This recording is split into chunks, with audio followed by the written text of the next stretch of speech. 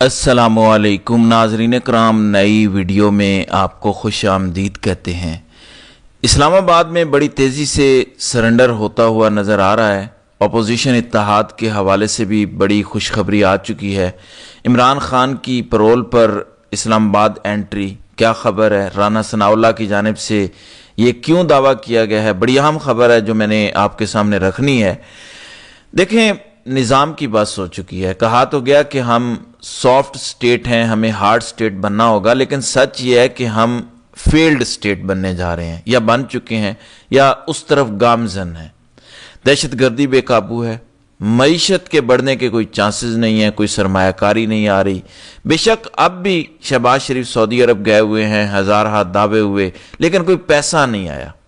SIFC बनाई गई, बड़े बड़े दावे किए गए, एक टका नहीं आया।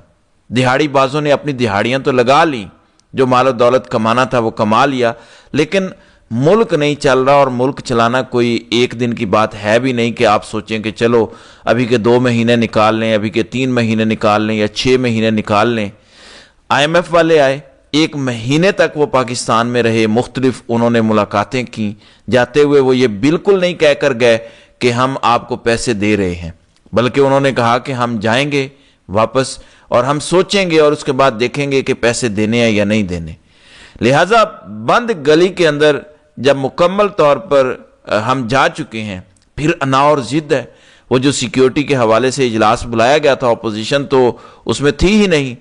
अगर दहशत गर्दी KPK के अंदर है तो KPK की नुमाइंदगी वहां पर थी ही नहीं, सिर्फ गंडापुर आज़ाद हैसियत में मौजूद थे। अगर बलूचिस्तान में दहशत गर्दी की बात की जाए तो बलूचिस्तान की कोई नुमाइंदा जमात वहां पर मौजूद ही नहीं थी। कहा गया इन कैमरा इजलास है, लेकिन सारी खबरें तो बाहर आ रही थी, सब कुछ बयान किया गया, तकारीर की गई। उसका इम्पैक्ट क्या पड़ा है? क्या यह पैगाम गया कि पाकिस्तान के अंदर इत्तेहाद है? अब जरा खबर सुन लें। राना सनाउल्लाह की जानिब से कहा गया है कि अगर PTI वाले हमारे पास दरखास्त लेकर आए कि आप इमरान खान को पैरोल पर रिहा करें, तो हम इमरान खान को पैरोल पर रिहा कर देंगे और इस्लामाबाद इजलास के अंदर इमरान खान को ले जाएंगे। इस हवाले से उन्होंने कहा कि मैं खुद वजीर आजम शहबाज शरीफ से भी बात करूंगा। हालांकि शहबाज शरीफ की इतनी जुर्रत नहीं है। क्या आपको लगता है कि शहबाज शरीफ ने इमरान खान को कैद करवाया हुआ है? देखें, 19वीं सेरी है, सारे हम मुसलमान हैं। अपने दिल से पूछें, क्या आपको लगता है कि शहबाज शरीफ इतने जोगा है, इतनी उसकी औकात है? तो राना सनाउल्लाह कहते हैं कि शहबाज शरीफ से मैं बात करूंगा, और राना सनाउल्लाह कोई ऐसी हवाई बातें नहीं करता। दर हकीकत ये ऑफर की गई है कि अगर इमरान खान को लाने से भी काम बनता हो तो लाना चाहिए, वरना काम खराब है। इमरान खान के बगैर काम नहीं चल रहा। हमने अकेले बैठ के देख लिया, हासिल उसूल कुछ नहीं हुआ। तो राना सनाउल्लाह ने कहा कि मैं शहबाज शरीफ से बात करूंगा, और राना सनाउल्लाह ने कहा कि कोई हर्ज नहीं है अगर इमरान खान को इजलास के अंदर लाया जाए। अचानक ये हो क्या रहा है? वो जैसे कहते हैं ना, बड़े बदले बदले मेरे सरकार नजर आते हैं। तो अचानक हुआ क्या है? इमरान खान की पैरोल पर रिहाई, इमरान खान को इस्लामाबाद लाने को तैयार हैं, कोई मसला नहीं है, बस हमारे सामने दरखास्त रखें। तो राना साहब कहते हैं कि मैं वजीर आजम को बानी PTI को बुलाने का मशवरा दूंगा, मैं खुद मशवरा दूंगा। तो इतना बड़ा अचानक पॉलिसी शिफ्ट, तो इससे आपको अंदाजा हो जाना चाहिए 2-4 दिनों की तो बात है नहीं कि हुकूमत चला लेंगे, इलेक्शन होगा 2029 के अंदर। नहीं नहीं, रियासत चलाना खाला जी का घर नहीं है, ये कोई छोटा सा घर नहीं है कि आपने चला लिया, कोई ट्रैक्टर ट्राली नहीं है। ये मुल्क है, मुल्क। इसकी मईशत को भी देखना होता है, इसके अमन को भी देखना होता है, इस्तेकाम को भी देखना होता है। फिर खारजा पॉलिसी, आप किसी जंगल या जजीरे में तो नहीं रह रहे, पूरी दुनिया आपको देख रही है, और आप जहां भी जाते हैं आपको कोरा साफ इनकार मिलता है। फिर दूसरी तरफ अफ्तार पार्टी हुई, या अफ्तार डिनर आप कह लें, जो होस्ट किया गया साबिक सेनेटर मुस्तफ़ा नवाज खोखर की जानिब से। कल रात को एक मीटिंग हुई थी अपोजिशन इत्तेहाद की, जिसमें महमूद खान अचकज़ई भी थे, PTI वाले भी थे, BNP मेंगल वाले भी थे, और बाकी सारे लोग भी थे। आज रात को एक अफ्तार डिनर हुआ है जो कि मुस्तफ़ा नवाज खोखर की जानिब से होस्ट किया गया, जिसके अंदर मौलाना फजल रहमान ने भी शिरकत की है, महमूद खान अचकज़ई भी मौजूद थे। علامہ راجہ ناصر عباس، صاحبزادہ حامد رضا، ANP مینگل کے ساجد ترین، JDA سے زین شاہ، جماعت اسلامی سے لیاقت بلوچ، پھر PTI سے اسد کیسر، عاطف خان، شہرام ترکئی، لطیف کھوسا اور دیگر لوگ اس ڈنر کے اندر موجود تھے۔ اب جو اپوزیشن اتحاد کے یعنی جو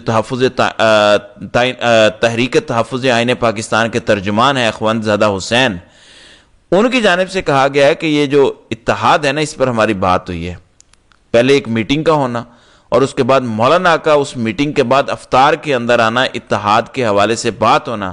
تو PTI نے اس حوالے سے پہلے بھی فیصلہ کیا تھا کہ ہم عید کے بعد ایک پارٹی کانفرنس بلانے جا رہے ہیں، رات کو یہ فیصلہ ہوا تھا اور اس کے اندر حکومت کو مدعو نہیں کیا جائے گا، باقی ساری جماعتوں کو بلایا جائے گا۔ تو معاملات اتحاد کے میچور ہونے کی طرف بڑی تیزی کے ساتھ جا رہے ہیں۔ ایک تو ملک نہیں چل رہا، اوپر سے اتحاد بن رہا ہے، تو اس وجہ سے بھی ہاتھ پاؤں اس وقت پھولے ہوئے ہیں۔ پھر ایک افسوسناک خبر ہے JUI فے کے لیے، جمعیت علماء اسلام کے سابق رہنما اور سابق رکن قومی اسمبلی اور سینیٹر حافظ حسین احمد کا انتقال ہو گیا ہے۔ JUI کے یہ رہنما تھے۔ پھر دوسری طرف ایک تصویر جاری ہوئی ہے جس کے اندر مبارک زیب وہ لوٹا، ریحان زیب کا بھائی، PTI کا جو ورکر تھا ریحان زیب شہید ہو گیا اور اس کے بعد لوگوں نے ووٹ دیا اور آگے سے اس لوٹے نے اپنے بھائی کا خون بیچ دیا، اپنے بھائی کی وجہ سے جیتنے والا۔ اور بھائی کی شرط کیا تھی؟ قیدی نمبر 804 کا وفادار ہونا، بھائی کا خون بیچ دیا۔ آج اس نے وہ فوٹو لگائی ہوئی تھی کہ رات کو ٹویٹر پر کہ special assistant to prime minister, اور MNA مبارک زیب نے باقاعدہ اپنے عہدے کا چارج سنبھال لیا ہے اور آفس میں پہلا دن، اور جھولی میں بے شرمی کے ساتھ وہ جو ٹیبل پہ پڑی تصویر ہے نا، وہ اس نے گود میں پکڑی ہوئی تھی اپنے بھائی ریحان زیب کی۔ یعنی ایسے بے غیرت لوگ، بے شرم، جنہیں شرم بھی نہیں آتی۔ آپ کے بھائی کا نظریہ کیا تھا؟ آپ کو لوگوں نے ووٹ کس لیے دیا؟ اور اب بھی بے شرمی کے ساتھ۔ لیکن یہ لاٹری آپ کی پہلی اور آخری دفعہ نکلی ہے۔ پشتون بڑے غیرت مند ہیں اور پشتون بھولتے نہیں ہیں، ان کی میموری بڑی تگڑی ہوتی ہے، یہ یاد رکھتے ہیں۔ لہٰذا یہ پہلا اور آخری آپ کا چھکا تھا، آپ کا جیک پاؤنڈ تھا۔ آپ کہہ لیں آپ نے جو آپ کا لگ گیا، لیکن اس کے بعد آپ نہیں دوبارہ آنے والے۔ پھر دوسری طرف جسٹس ڈوگر آئے، اسلام آباد ہائی کورٹ کو ڈوگر کورٹ بنا دیا، اور ڈوگر صاحب نے بڑے نظریاتی بڑی انقلابی گفتگو کی۔ اب سے میرٹ پر سب کچھ ہوگا، جب سے میرا اسلام آباد ہائی کورٹ پر قبضہ ہوا ہے۔ کہہ رہے تھے کہ اب میرٹ ہوگا، ایسے ہی نہیں کہ کوئی اپیل لگ جائے گی، ایسے ہی نہیں کوئی کیس لگے گا، پہلے آؤ پہلے پاؤ۔ لیکن جس طرح سے اڈیالہ جیل کے سپرنٹینڈنٹ کا کیس لگا، جس طرح سے جسٹس سردار اعجاز اسحاق سے کیس چھینا گیا اور باقیوں کے کیسز لگ رہے ہیں، اب ایمان مزاری، آپ کو پتہ ہے احمد نورانی کے دونوں بھائیوں کو گزشتہ رات اٹھا لیا گیا تھا، تو ایمان مزاری نے ایک ٹویٹ کیا ہے، کہتی ہیں آج صبح 11 بجے کی ڈائری سے پہلے احمد نورانی کے دونوں بھائیوں کی حبس بجا کی ساری فائل کلیئر ہو گئی، اور کل کے لیے پٹیشن لگی تھی لیکن کل کی کاز لسٹ میں کیس نہیں آیا۔ یہ ریاست نہیں، یہ عوام پر قابض بدماشیہ ہے جو ہر ریاستی ستون کو شہریوں کے خلاف ہتھیار کے طور پر استعمال کرتے ہیں۔ تو کہتے ہیں کہ کیس لگا ہوا تھا لیکن اب کاز لسٹ کے اندر کیس موجود ہی نہیں ہے۔ تو ذرا اندازہ کریں ڈوگر صاحب کو جس گھٹیا کام کے لیے لایا گیا تھا وہ اپنا منہ کالا کر رہے ہیں اور اپنی خدمات پیش کر رہے ہیں۔ دوسری طرف علی امین گنڈاپور کی جانب سے ایک انٹرویو دیا گیا سما نیوز کے ندیم ملک صاحب کو، جس کے اندر گنڈاپور نے یہ کہا کہ کل میں نے کمیٹی میں کہا تھا کہ میرے اوپر 100 FIRs ہیں، جبکہ پاکستان کا جو سب سے بڑا دہشت گرد ہے نا TTP کا حافظ گل بہادر، اس پر مجھ سے کم FIRs ہیں۔ عمران خان پر تو مجھ سے بھی زیادہ ہیں، عمران خان پر تو 250-300 کیسز ہیں۔ ذرا اندازہ کریں، پاکستان کا سب سے بڑا TTP کا دہشت گرد سربراہ حافظ گل بہادر، یہ جو گروپ ہے جس نے تماشا بنایا ہوا ہے، دنگا مچایا ہوا ہے ملک کے اندر، اس پر اتنی FIRs نہیں ہیں، اتنے مقدمات درج نہیں ہیں جتنے گنڈاپور پر ہیں، اور چھوڑ دیں گنڈاپور کو جتنے قیدی نمبر 804 پر ہیں۔ تو جس ریاست کا یہ رویہ ہو کہ ایک سیاستدان پر سینکڑوں کیسز ہوں، تو وہاں پر آپ کیا کہیں گے کہ آپ ہارڈ سٹیٹ بننا چاہتے ہیں، آپ سافٹ سٹیٹ بننا چاہتے ہیں، آپ کرنا کیا چاہتے ہیں؟ تو زبان اور عمل میں تضاد جو ہے وہ ہر جگہ پہ آپ کو نظر آئے گا، اور یہ دعوے ان کے دھرے کے دھرے ہیں کیونکہ ان کی انائیں، ان کی ضدیں جو ہیں یہ ہماری سٹیٹ سے بڑی ہو چکی ہیں۔ تو اللہ تعالیٰ اس ملک پر رحم کرے، اللہ تعالیٰ ہمارے اوپر جو بڑے مسلط ہیں ان کو عقل و شعور دے اور پاکستان کو سیدھے رستے پہ چلانے والا بنائے، اور اللہ تعالیٰ اس ملک پر بھی رحم کرے، آمین۔ تو ناظرین کرام، آپ کی اس ویڈیو کے حوالے سے کیا رائے ہے؟ آپ اپنی رائے کا اظہار کامنٹ سیکشن میں ضرور کیجیے گا۔